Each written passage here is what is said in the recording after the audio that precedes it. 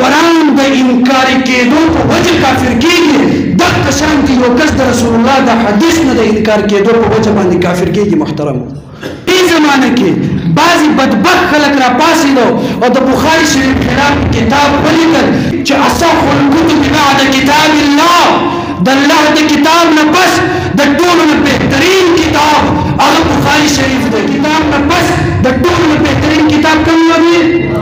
پچا وای کوم دی؟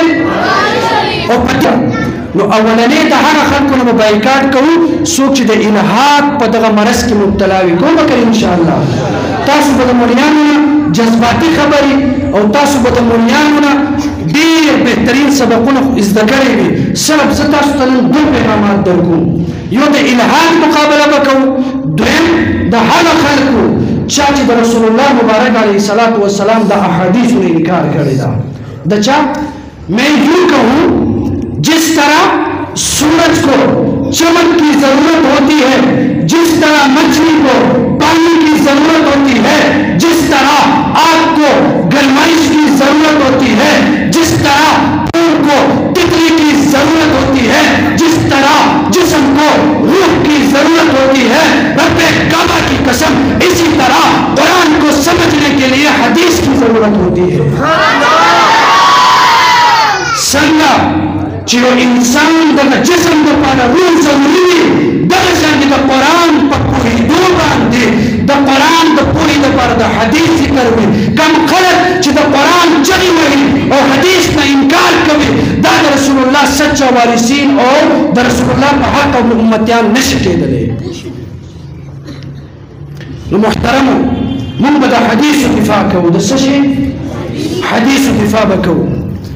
د عمر بن عبدالعزیز په دغه دور کې چې کله د احادیثو جمع وکړه نو په دې دور کې امام زهري رحمه الله هغې د احادیثو جمع وکړله. بعضې خلک د هغې خلاف شو. حتی په دې دور کې محترمو بعضې داسې خلک دي چې اصح الکتب بعد کتاب الله، د الله د کتاب نه پس د ټولو نه بهترین کتاب هغه بخاري شریف دی. د الله د کتاب نه پس د ټولو نه بهترین کتاب کوم دی؟ پچا وای کوم دی؟ او په دې زمانه کې بعضی بدبخت خلک را پاسېدو او د بخاري شریف خلاف کتاب ولیکل چې قرآن مقدس او بخاري محدث. محترم دا دین دا صرف مونځ ته نه ویل کېږي، دا دین مانځه پنځه وخت مونځ ته نه ویل کېږي بلکې دین د احادیثو حفاظت به کوئ. الله رب العالمین د یو احادیث به تاسو نه پوښتنه کوي. د قرآن باندې به عمل کوو که نه؟ د قرآن حفاظت به کوو که نه؟ قرآن کې الله فرمایي اول مې تاسو ته بیان کړله وما ینطق عن الهوا. الله فرمایي ای زما خلق، ای زما بندگانو، ای د محمد امتیانو، ستاسو پیغمبر محمد رسول الله صلی الله علیه وسلم هغه چېرته هم د ځان نه خبرې نه کوي بلکې رسول الله صلی الله علیه وسلم چې کوم خبره کوي دا به د الله طرف نه وحی وي. نو د رسول الله مبارک حدیث دا به هم وحی وي، د دې به هم موږ حفاظت کوو. او دا قرآن او حدیث دا داسې یو بل سره تړلی شوي دي چې څنګه انسان روح او جسم وي دغه شان د قرآن او حدیث هم وي.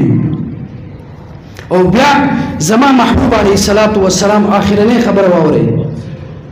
زما محبوب علیه الصلاۃ والسلام هغه پیغمبر چې د چا د غاښونو په باره کې رب کائنات فرمایي یاسین، د چا د زلفو په باره کې رب کائنات فرمایي واللیل اذا سجا، د چا د خبرو په باره کې رب العالمین فرمایي وما ينطق عن الهوى، د چا د خار په باره کې رب کائنات فرمایي لا اقسم بهذا البلد، د چا د ملګرو په باره کې رب کائنات فرمایي اولئک هم المفلحون، اولئک هم الراشدون، اولئک هم الفائزون رضی الله عنهم ورضوا عنه. هغه پیغمبر چې هغې صفات په دې قرآن کې بیان کړی شوی وي او نن سبا بعضې خلک د ملا په جامه کې به درته ووایي چې دا حدیث د قرآن خلاف دی ځکه نه منمه. آیا هغه انسان هم د قرآن خلاف بیان کولی شي چې په چا باندې قرآن نازل شوی چې محمد رسول الله دی؟